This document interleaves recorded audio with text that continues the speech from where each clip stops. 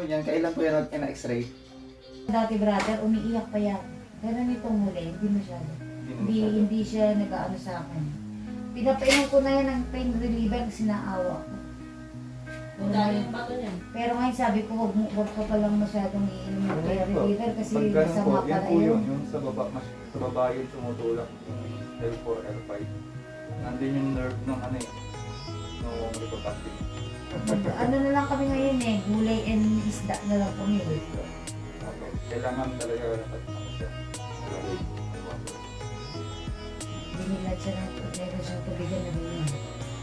Gusto ko nga, magaling na siya para hindi mabalik-balik eh. Tayo rin. After 4, pa-x-ray nyo. Kapag okay naman na siya, kahit na once a month lang ito, twice or once in every 2 months. Para Sa lagi dire-diretso na lang ano para Gusto ko i-maintain, gusto ko i-maintain niya kahit siguro pag okay na siya mga at least ang bot, pumunta kami ano, gusto ko mag-form ng muscle dito. Pagkatapos nun, kahit di nakik... Kaming dalawa, nagkakape. Yan, kinakape namin dalawa na ngayon.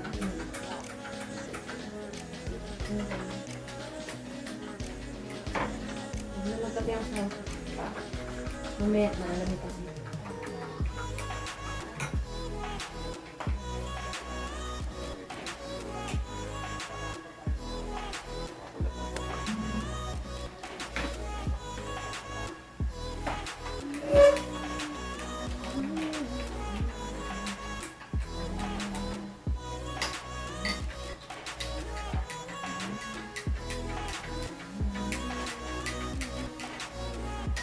Oo.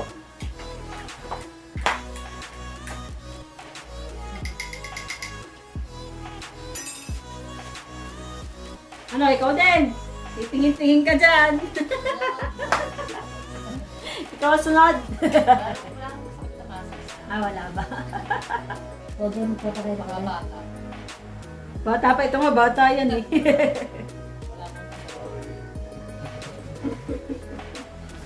Sarap. Sarap ng Restore Coffee. I agree. Wala si ano, si... parang konti na tabingin ng balakang mo na.